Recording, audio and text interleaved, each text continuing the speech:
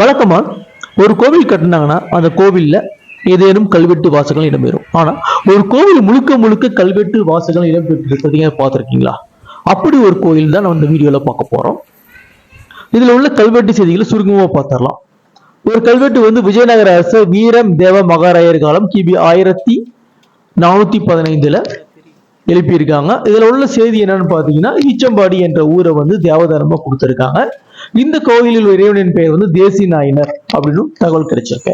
அதற்கு அடுத்த கல்வெட்டு அப்படின்னு பார்க்கும்போது விஜயநகர அரசர் இம்முடி புக்கராயர் காலம் கிபி 15ஆம் நூற்றாண்டுல என்னன்னு சொல்லியிருக்காங்கன்னா, தேசிநாதர் கோயில் அப்படின்னு குறிச்சிருக்காங்க. இதுல வந்து பணிபுரிந்த மலையப்பட்டவன் அழகிய திருச்சிற்றம்பலம் உடையான் என்பவனுக்கு பெரிய நம்பின்ற பட்டம் கொடுத்திருக்காங்க.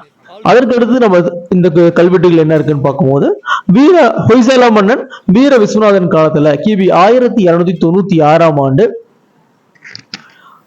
இந்த ஊரோட பேர் வந்து என்னன்னு இருக்குன்னா, நாகையன் பள்ளியான காளிங்கராயர் சதுப்பேதி மங்கலம் அப்படின்னு இருந்திருக்கு. நாகையன் பள்ளியான காளிங்கராய சதுப்பேதி மங்கலம் அப்படின்ற ஊர்னு இந்த கம்பைனூர் குறிப்பிட்டிருக்காங்க. இதில் உள்ள இறைவனான இந்த தேசி நாயகருக்கு நிலக்கொடை கொடுத்திருக்காங்க. எதுக்காகனா வீர விஸ்வநாதன் மன்னன் வீர விஸ்வநாதனுக்கும் மற்றும் இந்த நன்கொடை நிலக்கொடை கொடுத்தவனான உத்தமச்சோலை கங்காதராயன் என்பவனுக்கும் நல்வாழ்வு தர வேண்டும் என்று இந்த மாதிரி ஒரு நிலக்கொடை கொடுத்ததா இந்த கல்வெட்டுகள் இருக்கு.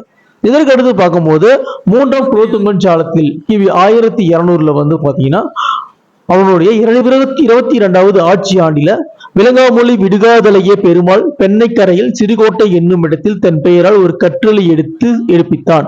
அவனது நாடு பாலியாறு என்னும் பாலாறு, பொன்னியாறு என்னும் காவிரி, பெண்ணையாறு ஆகிய 3 ஆறுகளை உடையது என புகழப்படுகிறது. இவன் காரணைய கையான் என பாராட்டப்படுகிறான். இந்த செய்தி எல்லாமே என்சீர் கல்வெட்டு ஆசிரியர் விருத்தமா சொல்லியிருக்காங்க. இதுல குறிக்கப்படுகிற விடுதலாகிய பெருமாள் வந்து அதியமான் பரம்பரையில் வந்த கடைசி மன்னன் அப்படின்னு குறிப்பிடப்படுகிறது. இந்த அதியமான் மற்றொரு செய்தி என்னன்னா, இந்த கம்பைனோட கோயிலை வந்து எழுப்பித்தவன் இந்த விடுகாதலைய பெருமாள் தான். இந்த கோயிலை வந்து எடுத்து கட்டியவர் அவர் தான் அப்படின்னும், இந்த கோயில் வந்து விடுதலைய பெருமாள் கோயிலும் தான் இந்த கோயில் சொல்லப்பட்டு வருகிறது. இது மட்டும் இல்லாமல் பல்வேறு கல்வெட்டுகள் இருக்கு. சில இடத்துல நமச்சிவாய மந்திரம் இருக்கு, சில இடங்களில் கல்வெட்டுகள் இருக்கு. அது வந்து பாத்தீங்கன்னா இந்த ரீகன்ஸ்ட்ரக்ஷன் பண்ணும்பொழுது என்ன பண்ணிருக்காங்கன்னா, அதெல்லாம் வந்து சேதமடைந்து இடம் மாறி சில இடங்கள் தலைகீழாகவும் இடம் மாறியும் வந்திருக்கிறத காண முடியுது. இப்ப இந்த கோயிலில் உள்ள செய்திகளை என்னன்றதை பார்த்து நம்ம கோயிலில் உள்ள தூண்கள் பார்க்கிறோம் பாருங்க. கோயிலுக்குள்ள வந்திருக்கோம். கோயில வந்து பாருங்க எவ்வளவு தூண்கள் வந்து இருக்கு. ஏன்னா இன்னும் கல்வெட்டு செய்திகள் இந்த கோயிலை பத்தி நிறைய இருக்கு. அவ்வளவு கல்வெட்டு செய்திகளையும் நம்ம சொல்றதுன்றது இயலாத விஷயம். அதனால கோயிலில் உள்ள தூண்கள் என்ன, தூண்களில் உள்ள சிற்பங்களை தான் பார்த்துட்டு இருக்கோம். இந்த கோயிலை கட்டிய இந்த விடுகாதலைய பெருமான் அப்படின்றவர் வந்து பாத்தீங்கன்னா 3ஆம்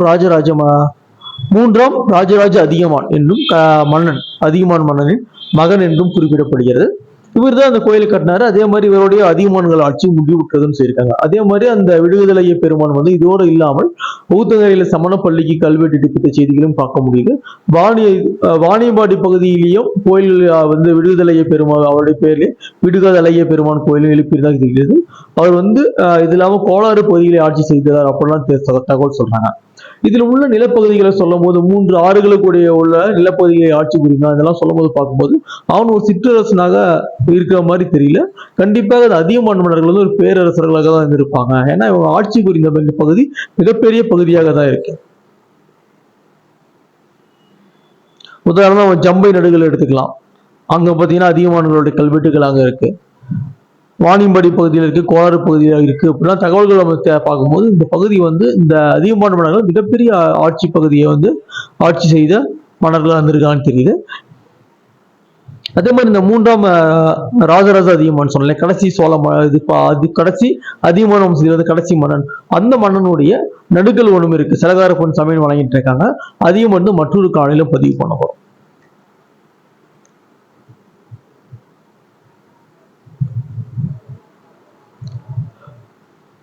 இந்த கோயில் உள்ள ஒரு பிரச்சனை என்னன்னு பாத்தீங்கன்னா, நிறைய பெயிண்ட் அடிச்சிட்டாங்க. அதனால வந்து இதில் உள்ள கல்வெட்டு வாசகங்கள் நம்மளுக்கு வந்து கிளியரா தெரியல. கோயில வெளிப்பகுதி ஃபுல்லா பச்சை பெயிண்ட் தான் அடிச்சிருக்காங்க. அதனால கல்வெட்டு என்னென்ன இருக்கு அப்படின்ற செய்திகள் நம்மளுக்கு கிளியரா பார்க்க முடிய மாட்டேங்குது. அதே மாதிரி இந்த சிற்பங்களும் வந்து பாத்தீங்கன்னா நம்மளுக்கு வந்து ஒரு கிளாரிட்டி கிடைக்கல. ஏன்னா முழுசா ஒரே மாதிரி பெயிண்ட் அடிச்சதுனால அதோட நுணுக்கமான வேலைப்பாடுகள் என்ன இருக்குன்ற மாதிரி நம்ம தெரிஞ்சுக்க முடியல. இந்த கோயிலுக்கு நம்ம போயிருந்த காலம் அப்படின்னு பார்க்கும்போது அதுல ஒரு குடும்பம் வந்து அந்த கோயிலில் ஒரு குடும்பம் வந்து ஒரு சிறப்பான பணியை செஞ்சுட்டு இருக்காங்க. மாதம் ஒரு தடவை வந்து இந்த கோயிலை ஃபுல்லா தூய்மைப்படுத்திட்டு இருக்காங்க. அதனால அவங்க உள்ள அந்த வேலைகள் செய்து கொண்டிருக்கும் போது நம்ம போய் அவங்களை டிஸ்டர்ப் பண்ற மாதிரி வீடியோ வந்து எடுக்க முடியல. அதனால வந்து வெளிப்பகுதியில இருந்தா வீடியோ பெரும்பாலும் எடுத்திருக்கோம். இது வந்து பாத்தீங்கன்னா தெற்கு வாசல், கோயிலுக்கு வந்து தெற்கு வாசல் இருக்கு. அந்த தெற்கு வாசல்ல இந்த நந்தி இருக்காரு. நந்திக்கு நேரா உள்ள போன உடனே வந்து நம்மளுக்கு அம்பாள் அவங்க வந்து மீனாட்சி அங்க வந்து அவங்களோட சிலை வந்து நேரா இருக்கு. அதை வந்து நான் பதிவு செய்யல. காரணம் பதிவு செய்யறதுக்கு காரணம் அவங்க வந்து லேடிஸ் எல்லாமே அதெல்லாம் கோயிலை வந்து கிளீன் பண்ணிட்டு நாம் வந்து அதை பதிவு செய்ய முடியல. அதாவது வீடியோவோட ஸ்டார்டிங்ல பாத்தீங்கன்னா மேல ஒருத்தர் இருந்தார் இல்லையா, கோயிலோட கோபுரத்து மேல இருந்தாரு. அவரும் அங்க உள்ள அந்த மரங்களை எல்லாம் வந்து செடி கொடிகள் எல்லாம் பிச்சு அப்புறப்படுத்திட்டு இருந்தாரு. இது வந்து கிழக்கு வாசல். இந்த கிழக்கு பகுதியில இருந்து பார்க்கும்போது இங்க ஒரு நந்தி இருக்காரு. இந்த நந்திக்கு நேராக உள்ள வந்து இறைவன் இருக்கார், சிவபெருமான். அந்த தேசி நாயகர், தேசி நாயனர் அல்லது தேசி நாயகர் இப்படி என்ன வாங்கலாம். அந்த மாதிரி 2 கையில கடவுள் பேர்ல அழைச்சிருக்காங்க. அவர் வந்து உள்ள அவரோட தரிசனம் பார்க்க முடியாது.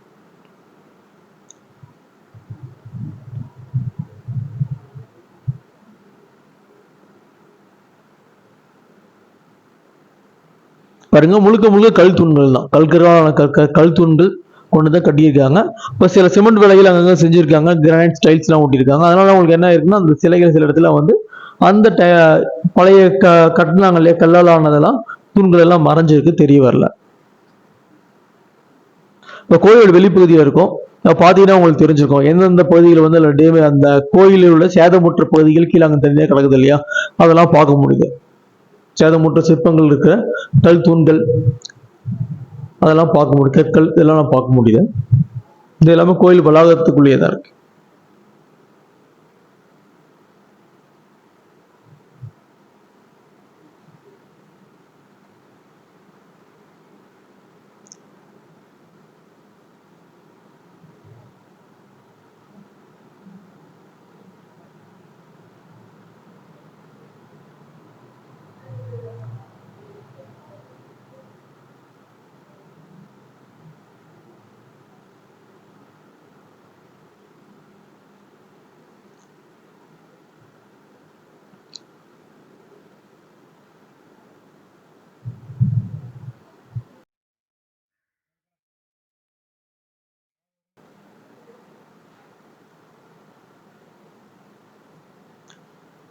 அந்த பகுதியில் பார்த்தீங்கன்னா ஒரு விநாயகர் சிலை வந்து குத்தி விட்டுற மாதிரி இருக்கு. பழைய விநாயகர் சிலை ஒன்று இருக்கிறதையும் நமக்கு பார்க்க முடியுது.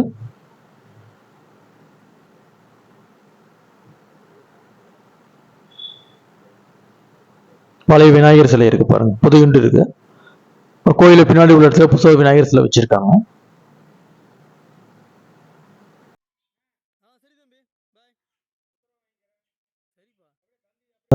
தகடு நாட்டின் பெருமைகளை பேசும் மற்றொரு காணொலியில் சந்திப்போம். நன்றி, வணக்கம்.